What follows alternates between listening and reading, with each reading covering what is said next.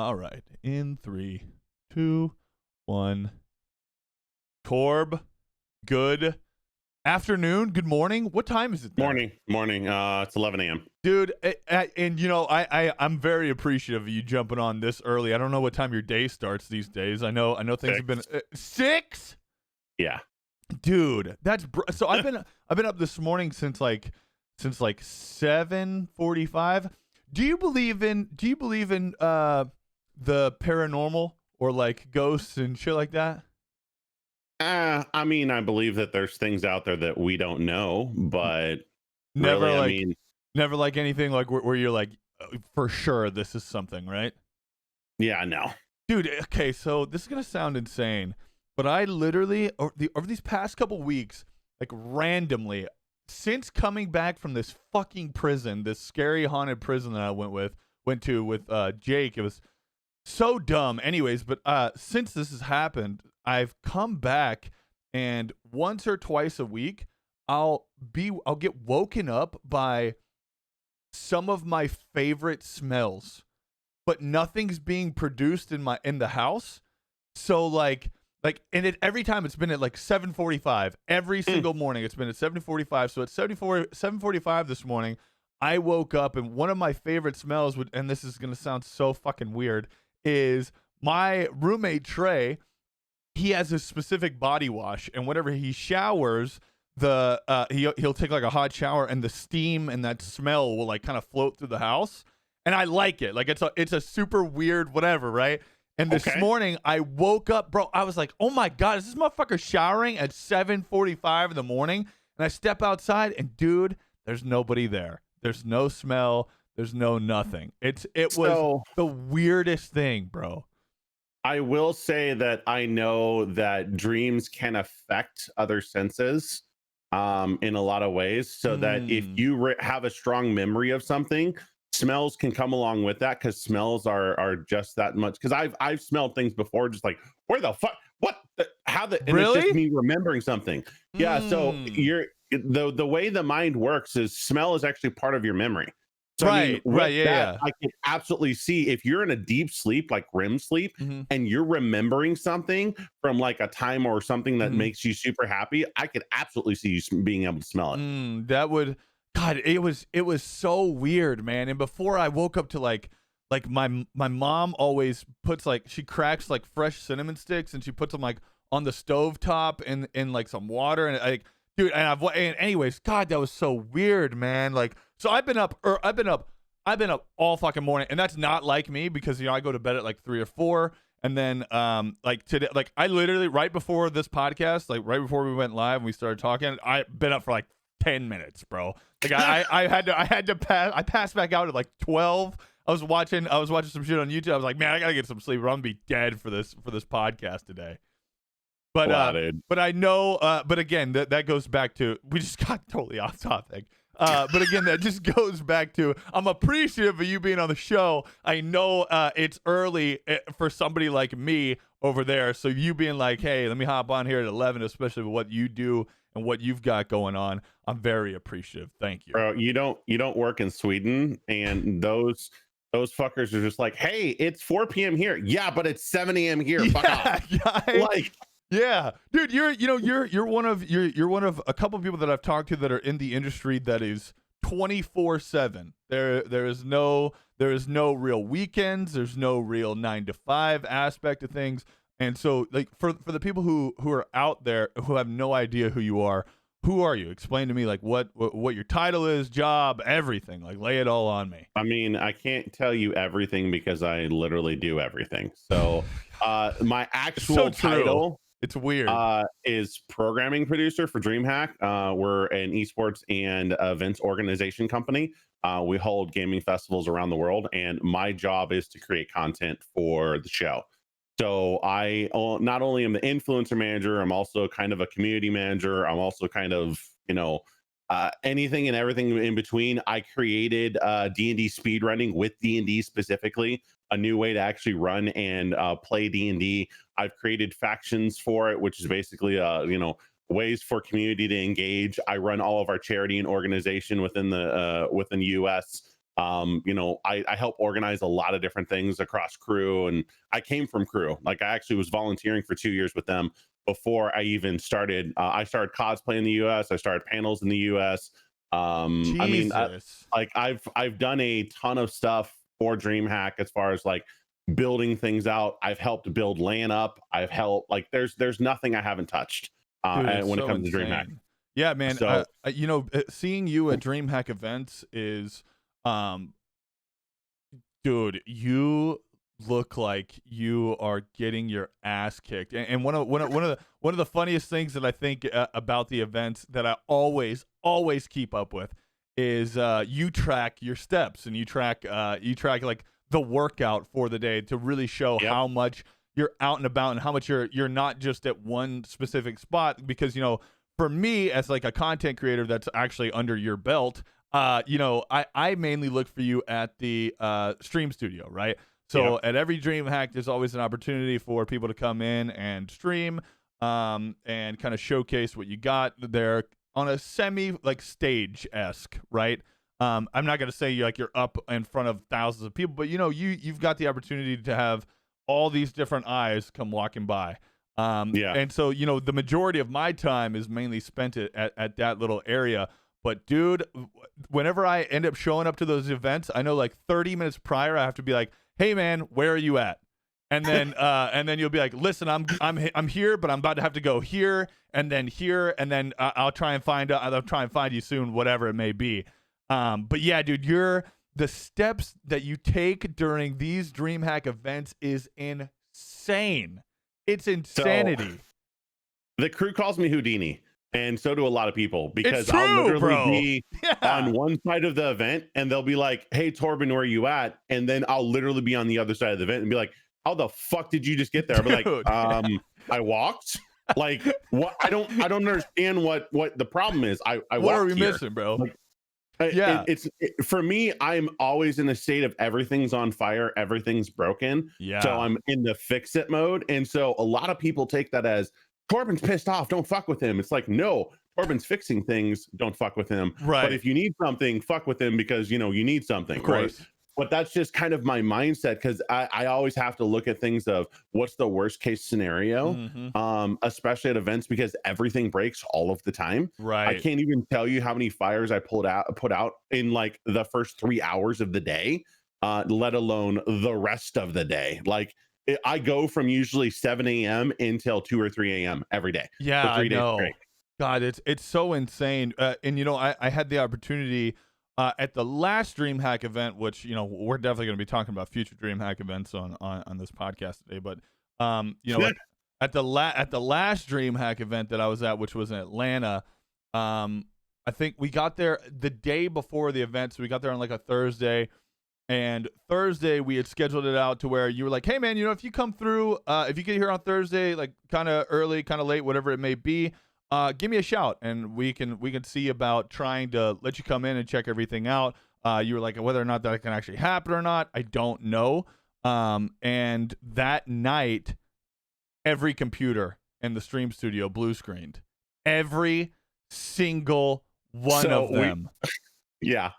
Every single one of them, hours before the event starts. Hours. It was 10:32 p.m. that they all blue screened, and what had happened was the Windows license on the computers decided to not authenticate, and then they all failed, and the kernel crashed. So we had to not only rebuild all of the computers within a couple hours, we also had to re-download, reinstall, and reconfigure every single one of them. And this isn't just for Stream Studio. This is for cosplay. This is for tabletop. And by the way, I was launching tabletop and the streaming aspects there. Right. So having those down was a huge deal. Basically every place, all my panels went down, everything went down. So I had to go through and reconfigure about 55 computers with my team of Stream Studio people. And I'm huge shout out to my team and the volunteers that we do have, because without them, there's no fucking way I would have done it. Like, hands down, they pulled through, and then other people from LAN came over to help us too. And just the crew itself is such a huge family we get shit done, right? Yeah, If we right. need to get shit done, we get, and they're all volunteers too. We're like, all of them are volunteers. They do this because they love being there. That's the biggest So, thing, man, is they're all there for the love of it. Like, no one's there to get right. paid. Like, that's crazy. I was doing it because I love doing this shit. And Yeah. eventually I created my own job. Yeah, And right. my boss goes, "Hey, so we don't have anyone to fill this position, and you basically made it into a place where if we lose you, we're fucked. So can we just hire you?" And I'm like, fortunately, I just lost my job. So yes, let's go. Yeah, let's make this happen. What were kind of getting off topic a little bit, but you said you were volunteering for a couple years prior to actually, creating the position and where you're at right now. What were you doing before? So I'm, again, jack of all trades. So I don't have a college degree, right? I've self-taught on everything I do. Same. I started out in food service industry as a host, and then from there went into quality assurance for Costco, was quality assurance manager for Costco and helped them with a bunch of stuff. Okay. From there went into IT sales, was there for 6.5 years. Went from IT sales into IT, where I was help desk, and from help desk, a year after I was in help desk, they realized I had a ton of contract experience because of what I did at my last job in sales. So I was basically my own sales engineer. Mhm. Also, I did contract negotiation for big companies. That's what I did in sales. That's why I was good at it. And so Jesus. after that, they're like, "Hey, you do contracts, come do contracts for us." So I then took over procurement, ran procurement for them for about 4 or 5 years, where I was the head of global procurement, doing global deals, traveling around to places like Singapore, Novosibirsk, Russia, and all that stuff, doing all that. All the while on the side, doing gaming and esports events. I actually pioneered and started the Halo Sundays for 343 in the Microsoft stores. I actually was the person who did national tournaments for them and started that within the Halo community and the Halo scene. So I work with Ghost Yami and 343 and Strong Side and all them for a long time. I also helped run and organize and build out all of Extra Life's community engagement stuff, along with teaching them how to actually start their streaming stuff, their Twitter stuff. What is Extra Life? Extra Life is a gaming platform for kids that works with Children's Miracle Network and raises money for kids. Oh, wow. Okay. So they're a huge organization. I love them. I have a special place in my heart for them even now. Mhm. I was actually part of the Seattle Guild, helped them do a lot of stuff there, helped them build out a lot of stuff. So I was very heavily into charity too. I mean, I've been all over the place. So while I was working a full-time job, I was also working and running gaming events.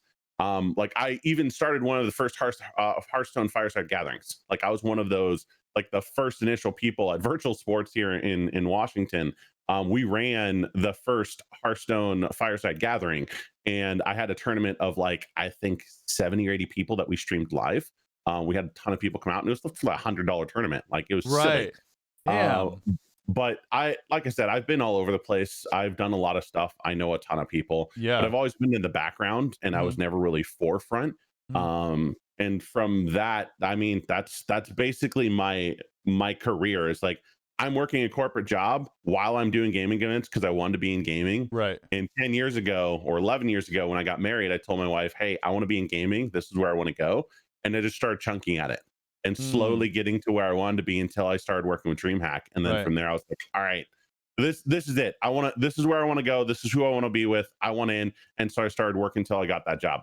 Damn. Well, you say you always wanted to be in gaming. Obviously while you're working that full-time job, and gaming was where you wanted to be. Did you ever was the aspiration ever to be like a content creator or something like that, or did you always want to be someone that was kind of coordinating and setting things up in the background, as opposed to being somebody that's like on the forefront of things? I want to be my focus has always been, I want to be a guy who changes the industry, right? I want to be someone who affects the market and in a positive way, right? I want to hit things to where I can know that when I go and do something, it's impactful. So yes, I want to be a content creator, but I never had the PC or the internet to do it. So I just never did. Right. So instead, because I couldn't do that, I went the other route of events. So I was like, okay, I can't be a content creator, but I want to still do something impactful. So that's what I started doing. So yes, I did want to do it, but I never could Right. because I couldn't afford to be a content creator. Right, dude. But you know, in the grand scheme of things, that's such like a selfless thing to be doing too. Like, not only is, dude, that the work ethic and just the workload that goes into setting up all these events, anything from something super minor like $100 tournament to where you're at right now. Holy dude, I couldn't do it. I can't. I could not imagine. I know, and I've heard the third party stories. I've heard everything that's happened in a lot of the events in the life of Torbin, and I could not deal with other human beings the way that you deal with them. On top of having the stress of I have to run everything. 90 people are calling my phone all day. I need to be here because this broke. I need to be here because this person is being an asshole, like whatever it may be. Like, dude, that is such an insane job title today that not many people could hold, I don't think. Yeah, and I mean it is super stressful. I'm not gonna lie. I actually recently realized I needed help because I was having mental issues of just like Really? not being able to manage all of the stress Right. of everything. And so I'm actually in counseling now because I was like, I need I recognize I need tools Mhm. in order to help manage some of the situations I'm dealing with, even both internally and externally. So I can better manage myself when it comes to event time, because the one thing, like I said, everyone perceives me as being angry, right? Like I'm not angry. I'm really not. Yeah. I'm just very focused and very driven on what I'm doing and where I'm going. And one of my former bosses said it best. I'm a slow moving train, right? You can either jump on the train with me or you can get the fuck out of my way, Because it's gonna because keep those are the going. two options, right? Yeah. I have a destination I have to get to. You're either going to help me get there or you're going to get out of my way and so I can get there, right? It Right. doesn't matter how we get there. It's just a matter of there's my goal. This is what we're doing. Yeah. And that's just kind of how I've approached life, right? Yeah. And just in general, like 10 years ago, did I think I was going to be working for DreamHack? No. Did I want to work for Did I even know who they were? Right. No. Yeah. Right? Right. Like at that time, they were a European-based company that didn't even exist in the US. Yeah, And I knew about their tournaments. That's about it. yeah, really the only time I had ever heard about DreamHack before I really got into this was on the rare occasion it had something to do with the most massive Counter-Strike like tournament of some kind, and it was always Yeah. in Europe. Yeah, man, that's you make such a good point because I know but even it's taken until probably I would say the last two events to understand, like, whenever you and I first became friends and I first started going to all these different events and seeing you there at all these different places, you have the perception of I'm angry. Like that's what it looks like. That's the way definitely that you came off early on. But as you and I started to become more and more friends, and the more that I started traveling and seeing you often, it was always, oh, there's Torbin. He might look like he's in a bad mood, but then right when I walk up, you're like, hey man, like big hug, especially on day one. How are you? What's been happening? It's good to see you. Like, yeah, that's the thing is that day one, if I see you, the majority of the time I ended up seeing you in the line to get my pass, like the swipe thing. And every time, right when I walk in, you give me some bullshit and then some love, which is the way I've always liked it. And I think perfectly represents the way that you and I have always been together. Is a little bit of tough shit and then some love in here and there, which is tight. Yeah. But dude, it is a really difficult thing to talk about now, and especially in the world we're in. Talk about and not only talk about it, but recognize when you need help. When you can't do things on your own, and you have to go seek somebody else to talk to or help you out, because a lot of people just go, nah man, I've got it, like I can do it myself. I'm a man, like I don't need anybody. I can figure this all out myself. I don't need to do anything like that. And so I know that takes a lot to be able to go up to somebody else and say, hey man, like I need some help right now. I'm not doing well. Yeah. I mean, it's hard. It really is, especially because the way I've grown up. I didn't have a dad, and I literally learned everything by myself because he died when I was 8, and so I'm learning how to be a man from people I find in my life, right? Right. I'm not really learning how to be a man from my father, who could have instilled these things into me, Mhm. like emotional control and perceptions and stuff like that. I'm literally learning on the fly as I go, Right. because I don't know any better, right? So I'm basing all of my decisions off of my own personal morals and the things that I see other people doing, Right. and making my judgments off of that. So that's how I've always been. And so it wasn't till I would say PAX East that I was there that I just like, I was like, I'm done. I can't do this anymore. Really? I am so incredibly stressed out because I went from Anaheim to PAX East. Yeah. And at PAX East, I was literally so overwhelmed. I just got to a place where I'm just like, I can't do this. And I called my wife and I said, I'm done right now. I've been gone from home for almost 4 weeks, and I can't breathe. Like, Right. I'm having a serious attack right now, and I can't function. And the last day I didn't even go. I was like, I'm Really? done. I don't I was like, I called my boss and said, I'm done. I want to come home. If I could change my ticket right now, I would, Right. because I just can't mentally continue to process the things, because I was raw. And Right. so at that point I go, I need help, Mhm. because I realized at that point I can't keep doing it all by myself. It's just I can't. Right. And it is good too, and this might sound weird, but a lot of people don't have that opportunity, or it's there, but they don't utilize it. You being able to just call your wife and go, hey, like, dude, I'm beat up. I can't do this right now. And then that having somebody like that to lean on definitely always helps. But you'd be surprised at how many people actually have that teammate in their corner, but they don't Yeah. utilize it, which is Yeah. super sad. And I think everybody should. If I'm having a shit time or something's going on with me, I've got Jess, and there's nobody else that could probably replace her. I mean, I've definitely got friends that could be there in a heartbeat, but Jess is there for me all the time, no matter what. That's such that's such a good crutch to have. Yeah, dude. Like, having a partner and having a life partner Yeah. who understands you. Like, even my wife, when I get a little uppity or whatever, she's the one who comes in and slaps me down. Right. Like, Yeah. hardcore. It just doesn't matter what it is. She'll Yeah. come in and make fun of me because she knows how much of a dick I can be. Right. And so she's like, hey, bitch, fuck off. Yeah. Like, like, Yeah. wait, what? Yeah. That's so But funny. to everyone else, she's a sweetheart, except for me. But that's the way you like her, man. Yeah, you do. I'm the same way. Jess'll dish it probably way more than she'll give it.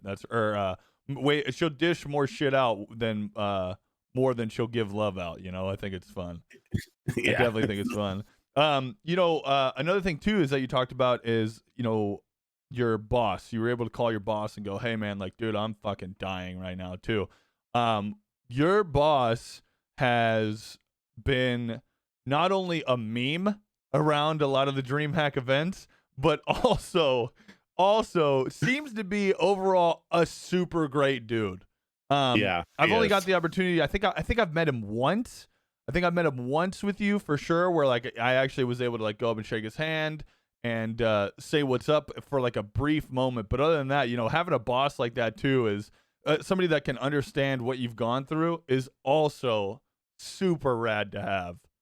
Yeah, I mean, he's been in the industry forever. Like, he's literally knows he's the guy who knows the guy who knows the guy. Right. Like, he knows everyone. He's so well connected, it's not even funny. Like, Really. I just, it boggles my mind, because he also works for Devolver Digital and a couple other production companies. So the guys who made Fallout or Fall Guy, like, Yeah. he actually works for them as well. So his job, in conjunction with what he does for DreamHack, is to actually go and look at indie developers and sign them to Devolver. Oh, So really? he literally knows everyone. Oh, Like, that's he worked for crazy. South by Southwest and built out their gaming stuff. Like, he's a really, really passionate, really, like, just genuinely good guy who likes also getting shit done Yeah. and doesn't like bullshit, which is Yeah. exactly the same way I am. He also doesn't micromanage me. If I come to him and say, Justin, here's the problems I'm running with, here's what I think we should do, he goes, okay. Are there any challenges I need to be aware of? No. Dope, go do it. Right? Like there's no back and forth. And if it fucks up, he's like, okay, where did we fuck up? Right?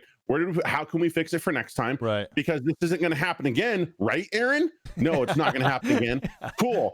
And then we move on. So it's that relationship there that really has helped me thrive in an environment that is chaotic, honestly, because events are chaotic. No matter who you talk to, if you talk to any event organizer, they are chaotic as fuck. Yeah. Like, just in general, because everything and anything can go wrong at any time. I will give you an example. We were at Austin 2017, right? Or no, 2018. Okay. We had Doc and Shroud on the main stage of a PUBG multi-tier Yeah, arena. I remember that. I was there for that one. The fire marshal came in and said, that's not structurally sound. We're shutting you down. We had to fly out a custom engineer to come in and actually tell the fire marshal he was wrong because we had already gotten approved and designed by someone else, and he was just having a bad day. Really? Right. Dude, I bet that fire marshal was not hyped about that, huh? Oh, he was not, because he literally shut down a $200,000 production. God, I remember that stage too. Yeah, like it was the dopest stage ever. But the fact of the matter is, we weren't expecting that. Oh, also, Ice Poseidon decided to come in with all of his little cronies. Yeah, no big deal. Yeah, we also dealt with bomb threats. We dealt with, sexual harassment. I dealt personally with multiple sexual harassment cases with the police because I saw them and/or was a part of it. By the way, I was a volunteer the entire time. Like there's so many shitstorm of things that can go wrong at an event. Every single person that walks into that event is a PR disaster waiting to happen. That's how you have to look at it, because they could in any way or shape or form come back and try to sue us because something happened with someone. Right. So that's why events are so chaotic and volatile, because anything can happen. Yeah.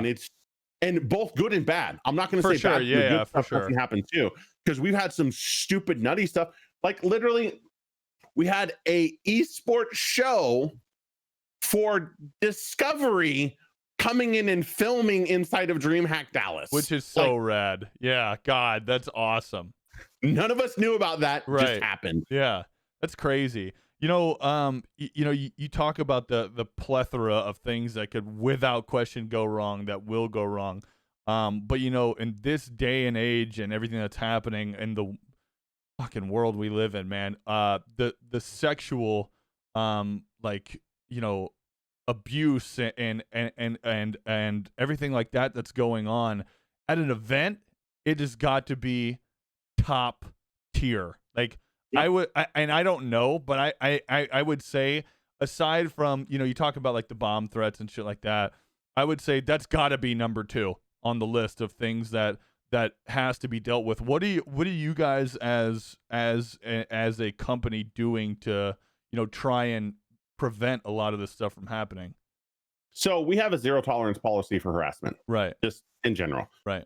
That's just what our company is. I personally go out of my way to make sure that anyone that I interact with, anyone that I am around, understands that I am a resource for them. Mm-hmm. And if they ever feel unsafe for whatever reason, they can come and tell me, right. and or one of my team. We try to make it as safe as we possibly can for everyone. Right. So it's a challenge that we constantly fight. I'm not going to say it's not. Of course. It's definitely something that everyone has to deal with, but we can't do anything if we're not told about it. Right? Yeah. And that's a big one. That's the biggest thing there, I would say, because if someone doesn't come in and say, hey, I'm having these problems or these things are happening, I can't do anything about it. Right. I can do something about it. I can be effective if I know that there's a situation that I need to be aware of. Yeah. And I'm very careful on how we handle those situations too. I'll give you an example without naming any names. We had a very well-known, very large streamer come in, and she made me aware that she has stalkers, and she also has other people that are potential harmful to her. So I intentionally put her in a specific spot. I intentionally made sure that she was blocked in a lot of ways. I intentionally went over and talked to an officer and had an officer standing there because both those stalkers came in. and both those stalkers tried to find out when she was streaming, and both those stalkers had to, like, we mitigated the situation before as it was situation, because we were informed ahead of time, right? So we're informed ahead of time about things that could go wrong. We can manage that so well that she walked through that feeling very comfortable, calm, collected, no issues, went and did her stream 100%, was completely fine. And we gave her a safe space that no one else can come into. Like, literally, we made sure that she is comfortable and safe in all aspects. And we do that for our cosplay people. We do that for a lot of people, right? Yeah. We're in general, like, that's what we try to do. I know, and you know, you talk about this girl in specific, you know, she's a large big name streamer, but I know for a fact that doesn't, you don't have to, and the only reason why I'm saying this is because I know how you guys operate, and for the people that are listening or watching this, you don't have to be a large, massive, big name streamer to come to you and go, hey, you know, I'm so and so. You know, you don't have to have this massive following to go to you and say, hey, like, listen, I can't. I've got these people that are following me around. Maybe it's just one person or two, whatever it may be. I need some help. Can you help me? And without question, I know you guys are going to take care of it. So I've personally removed 7 stalkers from shows without the streamers even knowing that they existed. Dude, personally removed and kicked them out. Because I knew about it. Do you understand? I mean, you definitely understand, but that peace of mind that you bring when doing that to specific people and to streamers is priceless. Like, the ability for them to show up to an event that they're super excited to go to, but in the back of their head, they know, like, you know, if they promote their stream times, if they're at the studio, or if they're, you know, one of the people that live stream while walking through there or tweeting pictures of where they're at, whatever it may be, you know, a lot of people don't, a lot of people don't do that because they're afraid to, you know? So, so the fact that you're able to actually, and again, if you're aware, the fact that you're able to, like, kick those people out and say, fuck off, dude, like that's such a feel good emotion of knowing that you can do that. So I will say that they have to do something, right? We can't just kick them out. They have to do something to break our policy, which each one of those people did. And I will tell you, they were both male and female, and they were both male and female people that they were stalking. So it's not just exclusive to one gender. Of course. So while I say I've removed those people, it was very intentionally because we were watching them and waiting for them to do something. We're cognizant of something that they were going to do, and we were like, okay, that's fine. We're not going to kick you out. But the second that you do something, hey, by the way, this is a private event. I'm going to have to ask you to give your badge back and leave. Right. And if they have a problem, hey, I'm a 6'4", 300-pound guy. Do you really want to fuck with me? Or are we going to do this the nice way and not have to call the cops? Because I guarantee you're not going to win this argument. You and I are both very big people, and that I think was one of our first talking points together. Was that you know you were like, dude, it's so weird to be able to talk to somebody and look him in the eye, like right here, like here we are. I'm not having to like look down or anything like that. You are a very imposing figure, which if you're watching this and you don't have any idea, dude, when you walk around, I would be fucking horrified of you if you came up and was like, hey man, give me your shit, get out. Like I would be horrified, like, dude, really? Like, oh my God, for real? Like I feel like a little kid, man, and I'm a big dude. Like, dude, it is you are a very imposing figure without question. And so, you know, if that were to happen, I would definitely be shitting my pants too, without question. I mean, I'm called Uncle Torb for a reason, right? Like, and they tried to call me dad, and I was like, no, I'm not dad. That's weird. We're not going down this route, guys.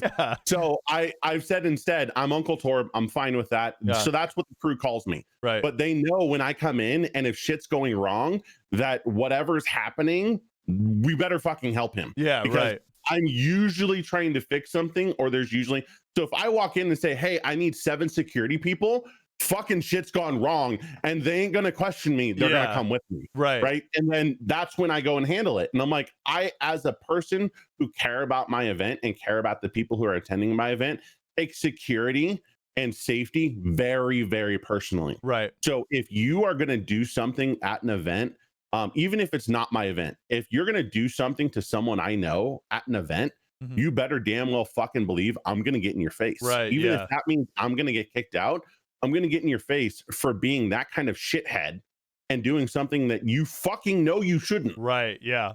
Like that's the one. You want to piss me off real quick, go and harass someone. Like guaranteed, if you were doing it maliciously, if you're fucking with people and trolling, okay, fine, whatever. Yeah. It's probably friends. But if you're maliciously trying to hurt someone, either emotionally, physically, or mentally, doesn't fucking matter. That's where I tip. You Right. want to piss me off real quick, do that in front of me. Of course. How could you not?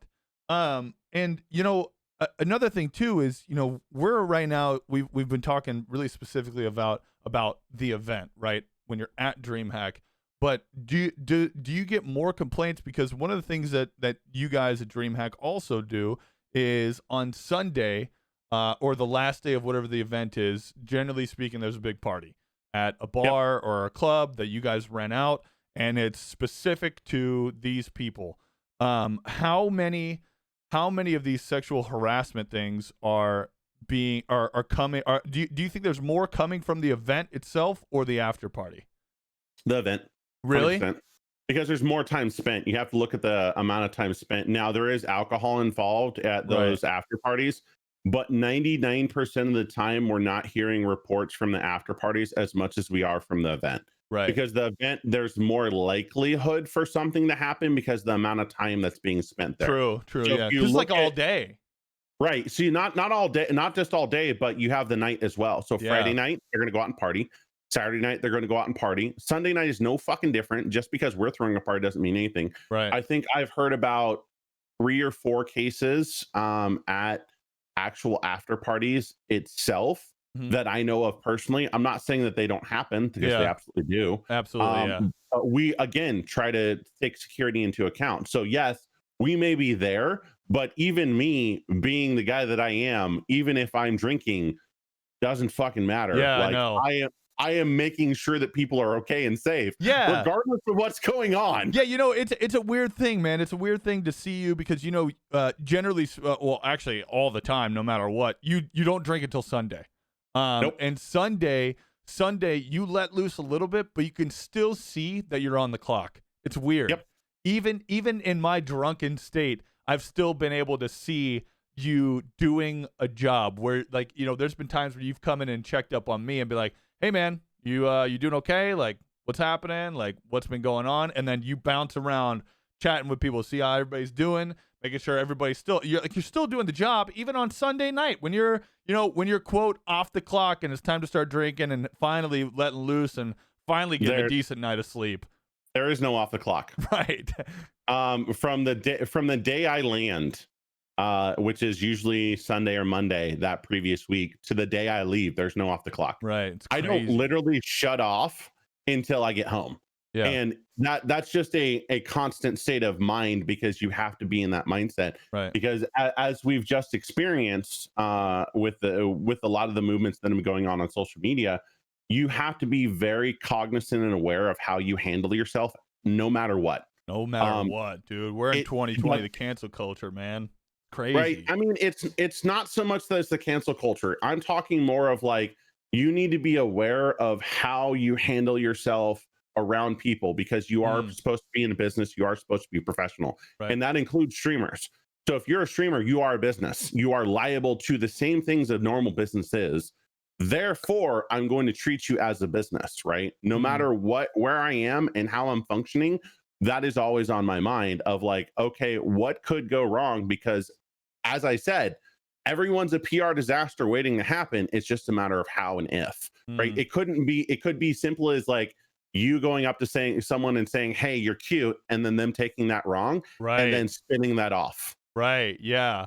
Like that happens often, and that's another side of the story, that a flip side of the coin that I wanted to talk about with you too, is how much of it are you having to filter out? You know, how much of it is maybe somebody that is trying to get back at like whatever it may be. Has there been any having to filter somebody out and be like, listen, like, dude, like you're going, like you're out of your mind. Like this is not actually happening type thing. So, I've dealt with stuff like that, but normally when it comes to those situations, I completely hear them out. Right. Right. Well, I'm gonna of listen. course. Yeah. I'm gonna listen to the whole situation, but then in turn, I'm then going to confront that person. Right.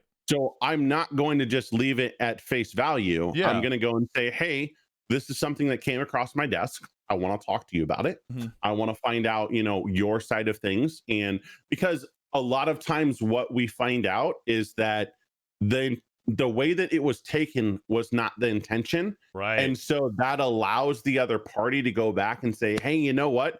I'm sorry. That's not what I did, or that's not what my intention was here. Right. And resolve the situation before it becomes a bigger issue. Of course. So yeah. It's all about people management. So it's like understanding what the actual problem is and being able to effectively solve that. Because just because they're saying they said one thing doesn't mean that that's what they actually said. Right. Yeah. And that's what I mean by the flip side of the coin is, obviously you guys are professionals in due diligence, right?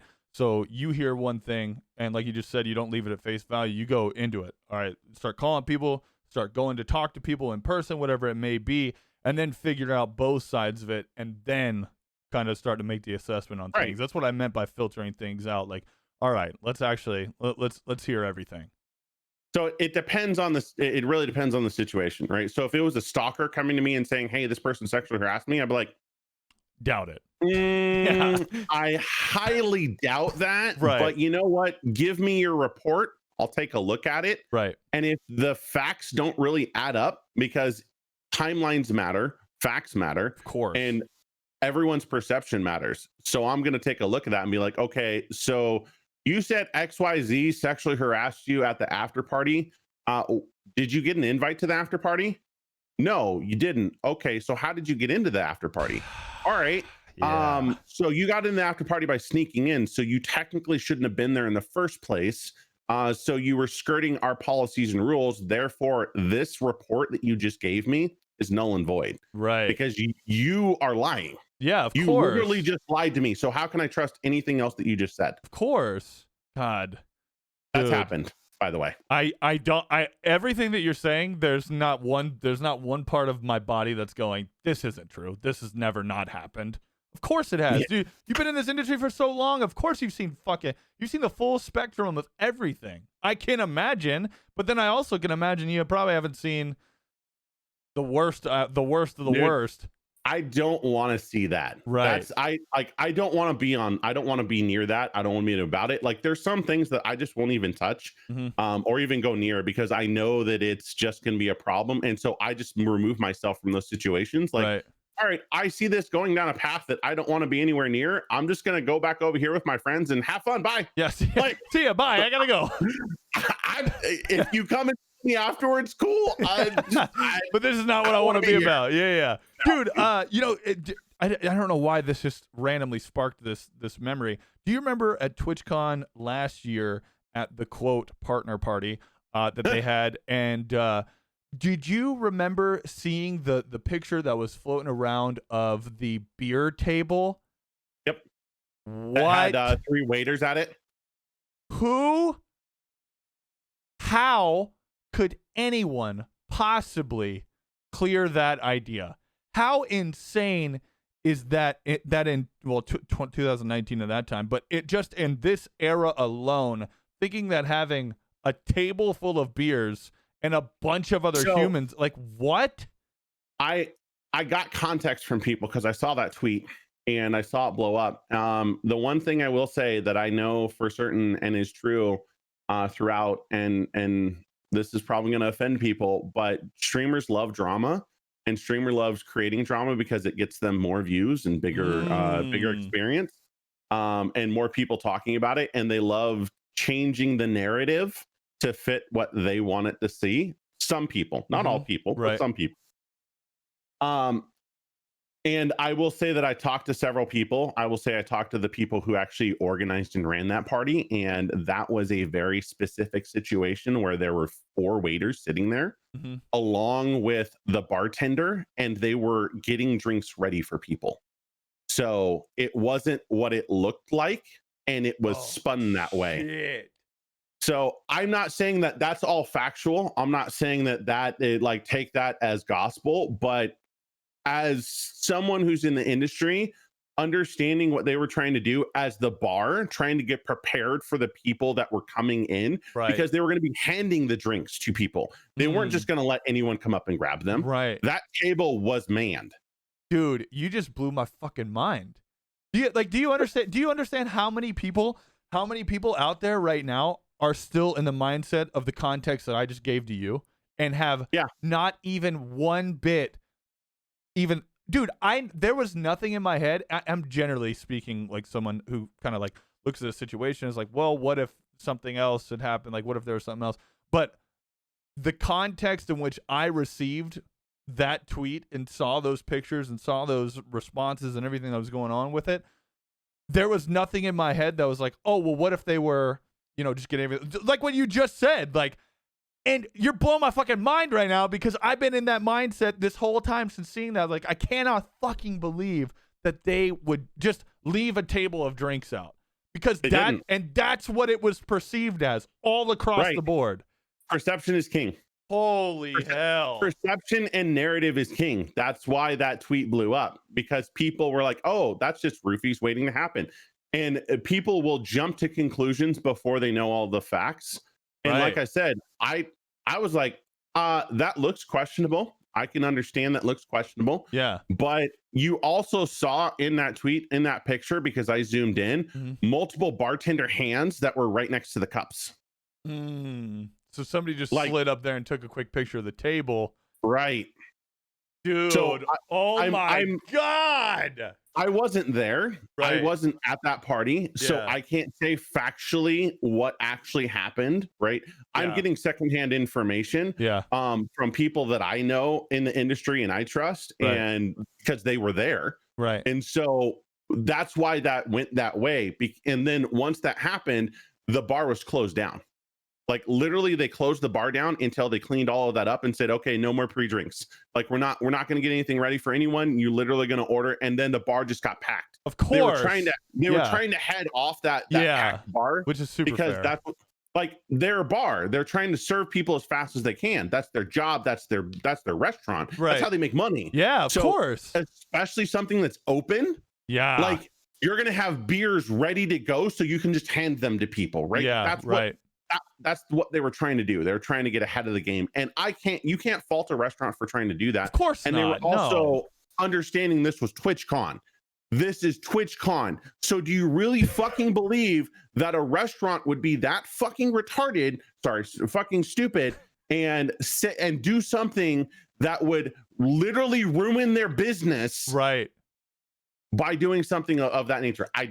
Dude, 2000%, I doubt that. Right. Like there's so many holes in that. It's just not even funny. And dude, what for those of the people that are out there that have never been to an event, been to any form of like after party or party that is put on by an event, generally speaking, when you're at these after parties or events, whatever they may be, dude, these bars are like you're at a bar during the fucking Super Bowl. There is 1,000 people. Bro, if there's an event or after party where there's say 100 people, probably 60 of them are standing in the line all night long. It's just like a filter. It's just like dude, these bars get slammed, and I'm one of the people that's always there, so I fucking know for a fact how long I've spent standing in lines, because generally speaking, again, at some of these events or after parties, it's an open bar. And then it's an open bar. So, dude, it's free reign. Dude, it's a war zone trying to get drinks out there. So, of course, you can't fault a restaurant for trying to get prepped, get ahead of it a little bit, and then still maintain the security of actually handing out drinks and dealing with that on their end, as opposed to being like, hey, here's a fucking table of drinks. Good luck, man. Because that's exactly what it came off at. Oh, my God. My mind's fucking blown right now, Torb. Even if this is like some fantasy conspiracy theory or something like that, or the facts aren't all right, but dude, that's something that I can guarantee you 90% of people that saw that tweet did not even think about. Just went, nope. Oh my God, retweet. What the fuck? I'm Twitch. What the fuck? this bar. What the They fuck? immediately Like, assumed. dude. They immediately assumed the worst. I did too. God, that's insane. That's so Yeah, my insane. immediate gut reaction was like, there's something wrong there. I'm gonna ask. Right. And I asked the question to a couple people I knew. I was like, hey, do you see this tweet? What do you think about it? And they're like, that's not fucking true at all. God, that's so crazy. That's so crazy. Talking about events, what's going on, dude? I know, dude, 2020 is a shitter. What is happening, dude? COVID has ruined everything. I know things are got to be rough on your end because you guys plan out events so far in advance. Yep. What's going on? What's happening? So as it stands, we are still planning for Atlanta, right? But this is contingent on the venue allowing us to do it. Is that how a lot of the places are right now? Yeah. Really? So if we want to do it, right? We want to actually be there. We want to actually produce the event, but it would probably be a scaled down event just because we want to, safety is king. Of course. But on the flip side of that, if the event center says no, there's nothing we can do about it. Like they literally, our hands are tied because you can't even get a permit right now. So to give you an idea, in order to run an event in a city, you have to go to the city and get a permit from the city in order to run an event because it's a large gathering of people. Okay. If the city has outlawed permits, there's no running an event. And that's what a lot of cities have done. They've outlawed permits. That's why you see the headlines coming out. No events over 500 people. This is the city itself saying we are not going to give you a permit to run anything over 500 people. Right. We have 40,000 people coming through our events. Yeah. Do you really think that we're going to be able to run that? No, we're not. No. So that's what it comes down to. So until COVID kind of dies down and we are able to run and get permits and the things that we need from the city, because we have to have fire marshal permits, we have to have venue permits, we have to have electrical permits, we have to have internet permits. Like there's a ton of permits that we have to get in order to go into a venue and actually run and execute an event. I don't think a lot of people realize that there's a lot that goes into just getting a venue. Yeah, not running shit, anything else. This is all shit I've never heard of. I did not know that. I did not know it was one of those things. God, it's wild. So I mean, I have an entire operations team whose job is to do three things: plan the layout, get all the permits, and coordinate with the venue. Like that's their job. Like nothing else. They don't do anything else. Their operations specifically to do that for every single event. And they come in, they make sure that all the logistics are done. They make sure everything runs properly. And that's just, I mean, we have an entire team for it. So yeah, people think that we're just like, oh, hey, you have thousands of people working for you. No, not really. Damn. We have 15 people in the US. That's insane. And you guys are at every event, bro. That's so crazy. God, that's wild. Do you guys have predictions for future events as far as numbers go? Like, oh man, like how many people do you think are going to end up showing up to these, possible high risk situation? It's hard to say, man. Like COVID is such a nasty thing. People should take it seriously. Like wear your mask, guys. Like wear your masks. There's no reason not to. It's insane that people are not wearing your mask. Are you so fucking dumb? What are we talking about? I don't know, man. Like it blows my mind. Even people, I'm going and dropping my nephew off at daycare, and there's people walking in without masks, and I'm like, why? What do you like? One, you have little kids. Two, you have older people in there that are grandparent level, and you're walking in without a mask. So you're not protecting yourself and you're not protecting them, asshole. Okay, cool. Dude, good to know. How ridiculous is that? Like, and I hate this whole fucking movement right now of everyone's like, dude, they're taking away our rights. They're taking away our rights. But dude, are you put a fucking mask on? And I swear to God, if one old lady gives me a look for me wearing a mask and her not, where she gives me a look and she's like, why are you even wearing? I'm going to choke an old woman out. I'm going to put you in that coffin fucking quick. Dude, this chick at this when I was getting coffee the other day, right when she walked in, she wasn't wearing a mask, of course, and I had my mask on, and she gave me a look where she looked at the mask, then looked at me in the eyes, then looked back at the mask, and then rolled her eyes and shook her head. And I was like, are you fucking kidding me? Like, you're the problem. I hope you I hope your fucking phone charger stops working. I hate you. God, I hate you. It's insane. Anyways, I'm sorry. Get back to it. My bad. No, so it's like with this, it's hard to say, right? Because Right. there's a lot of people who want to have events, but we also don't want to be looked at as we're not caring about the population of gamers, because we absolutely do. That's why we've canceled so many events, because we're cognizant that this is a health risk, and we do not want people to get sick. We do not want people to die.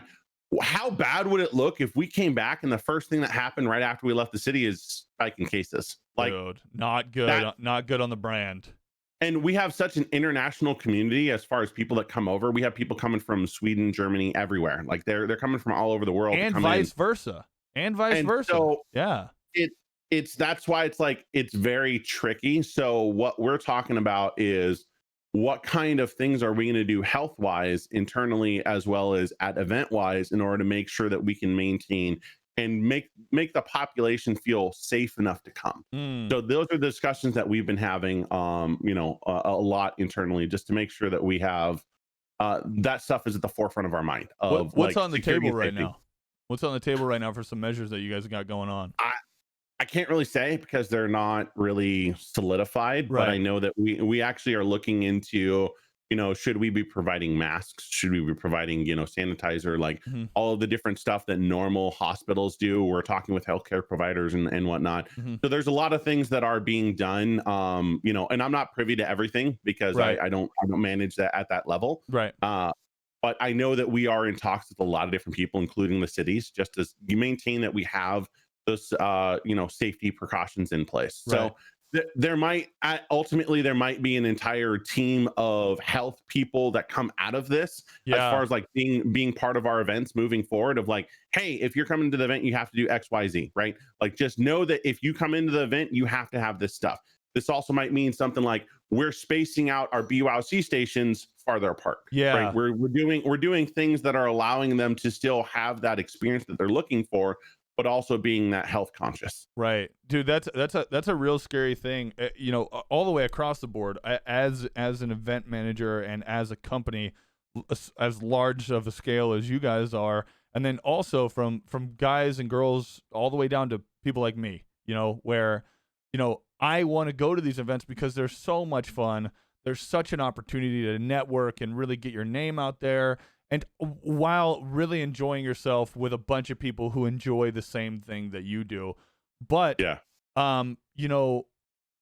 what cost? What's the risk? Right. Because and that's what I know is on a lot of people's minds, and especially with how cooped up people have been and how no one's been able to really do anything. I know there's going to be a big push for people trying to make this happen. A big push for people who really desperately want to go, because for some people, these events are what people look forward to all year long. It's an international meetup spot. You get to meet all your friends that you've been gaming with or been watching streamers and whatever it may be. These events can be fucking lifesavers for people. And so I know that when the time comes, there's going to be a big push for it. But then, there's also the people who are like, dude, I'm not traveling for like a year, 2 years. Like, I just don't, I just don't want to get on a plane, whatever it may be. Now, I'm not that guy. I want to go to these events. Now I want to travel, but even for me, going to an event still in the back of my mind kind of scares me a little bit. We've got a trip planned out where, me and some buddies we're hitting up like Colorado and Wyoming, and then going to like Portland and Alaska and Washington, all these places. Like, we're hitting this like long trip, and I'm super excited for it. But the precautions that we're taking are exactly what we're being advised to take, right? It's all the things that the CDC are saying, whatever, the WHO, whatever. But that, I think, is a lot different than if I were to go to a, there's a difference between hopping a couple planes, hanging out with the crew that you're with, and hopping a plane and going to a one building where there's 5,000 people plus, way more than that normally. But 5,000 people plus, and we're all in the same area. We're all breathing the same air. That scares me. That scares me. And that's got to play something on your mind too, because you're there all the time. There is no leaving for you. No. And I mean, that is something that we're talking about too. And like, how do we, you know, maintain the health of the employees as well? Yeah. So that there's no matter what, you're going to have risk. And the one thing that I always do whenever I go to cons is I have 3 things on me. 1, I have hand sanitizer. 2, I always have like a backpack with my own water. And or own water bottle, right? And then 3, I have some way to store this stuff. So I'm always self-sufficient. So I won't go to fountains. I won't go to, you know, if it's one of those refill stations for water, I'll use that. But beyond that, I am not touching or even doing handshaking at events. Not like, I try to avoid it as much as possible. Right. And that has made sure that I don't get sick. Right. I don't get the con crud unless I touch something. Right. Every single time I fucking touch something at an event, that's when I get sick. Yeah. Right. Guaranteed. Except for DreamHack. DreamHack's the only place that I haven't really gotten sick touching things. But we also like wipe shit down. So in the stream studio, after every single streamer, we wipe that shit down. Like, everything gets wiped down. Like, it doesn't matter what it is. Hand sanitizer, like, we get antiseptic wipes and just blah. Everything gets wiped down. I knew you guys did that. Yeah, I knew you guys did that. But, you know, think about, God, just thinking about that from your perspective as what would have to be enhanced and like all the extra stuff that's going to have to be done for a place like the stream studio where you're filtering in and out. How many creators do you bring in? Like 100 every, or is it less than that? It depends. No, it's usually like, so we have walk-ups too, so I don't really track the walk-ups. Right. So on average, I have 95 plus people that I approve. Right. Every single event. Plus we have, you know, additional people walking in. So we probably get another 40 to 50 walk-ups. Right. That we have consistently coming in. So we're probably filtering in anywhere from 120 to 160 people through that stream studio the weekend. Yeah, and how many PCs are usually in there? 20. 20. So you're filtering in anywhere between 150 to 160 plus people probably every day. Would you say? No, or not every day. Really? I would say every day we're probably looking at like 70-ish. Somewhere in there that we're pumping through there. But still think about that. 70-ish throughout 2 computers throughout an entire day with the health with the health concerns that you have to take into account now. Dude, you guys are going to have to be doing some crazy shit to keep that stuff sanitary. So let's see. So we have, like what we schedule per shift, we schedule 16 computers per shift, and we have 3 shifts total. So we're looking at like 48 off of that. And then that's not including walk-ups. That's why I said 70, right? So 70 is a good number, like every day that we're hitting. But we're already very clean people. You guys have always prided yourself on being very clean. We try to just maintain that. Yeah. Weird, whatever. It was weird at the time, right? Because I'm like, damn, why is my keyboard wet? And I remember because you guys just cleaned. I'm like, what the fuck? Why is my mouse wet? Like, what are we talking about? Like, why is this happening? Why do I keep knocking over on it? Torbin just came over and put the whole mouse in his mouth. Yeah. Dude, that's so insane, man. I'm both excited and nervous to see events in the near future. It scares me. It scares me, truly it does. But you know that I love going to these events. They're so much fun. Yeah. There's so much fun. I mean, the one thing that I have heard from all of my healthcare friends is that everyone's going to have to get COVID for this thing to go away. So we're going to just have to become immune as a population in order for this to stop, because there's no other way around it. The reason why it's so deadly is because it mutates. And that's why we have to just basically get it and get over it.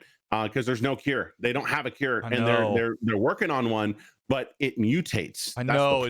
That is the problem. And you know, it's August 5th right now, and who knows what's going to happen in the time after this is recorded. But dude, it is terrifying. Have you taken any COVID tests? Not that I know. I haven't taken any tests, no, Right. but that I know of, I haven't gotten it. But also before this whole thing started, my wife and I were sick for like 3.5 weeks straight, and it was Mm, all like upper respiratory and shit. And right. it's something that like took me out.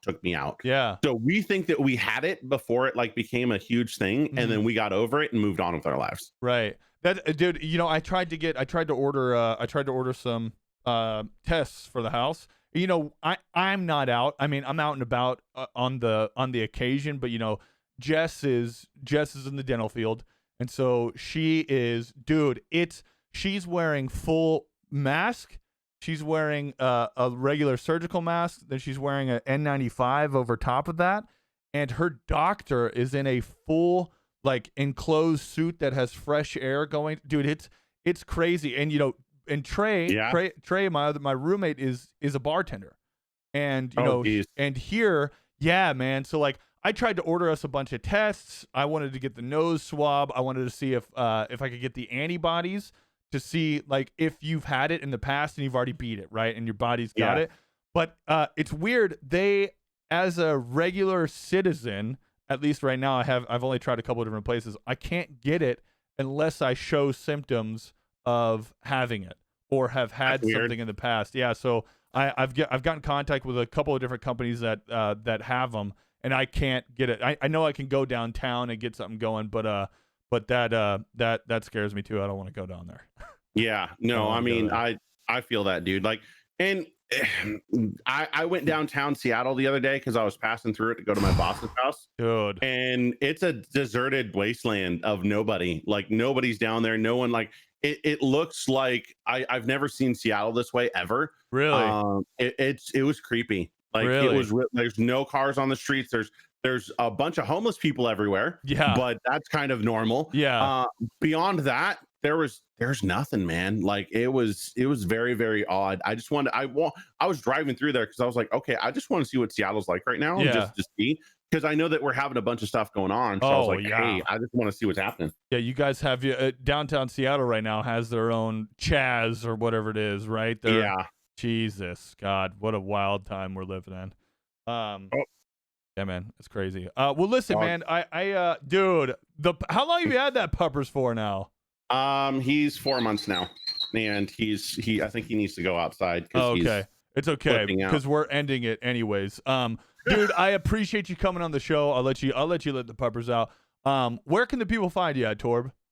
I'm on Twitter at Torbin underscore. Just how it sounds. I'm also on Twitch at Torbin. Everywhere else I'm either Torbin or Torbin GG. Mhm. I'm on Instagram. I'm on all the things because I have to be. Of So course, you of can course. you can also email me whenever you want to at al@dreamhack.com. I'm not going to respond, but you can email me. And then you also have a talk show as well where you Oh yeah. where you guys talk with different creators about their numbers and what they can do to improve and stuff like that as well, right? Yeah, Dap. Yeah, we do that. Yeah, I was Yeah. on that for a brief moment Yeah. of time. Until you had to leave. Next level talk show. Yeah. And all of this will all be linked down below. But anyways, dude, again, I'm so appreciative. Thanks for popping on the show with me. It does mean a lot. Yeah, man. For Appreciate sure. you having me. All right, dude. Talk soon. Thanks, everybody. All right, man.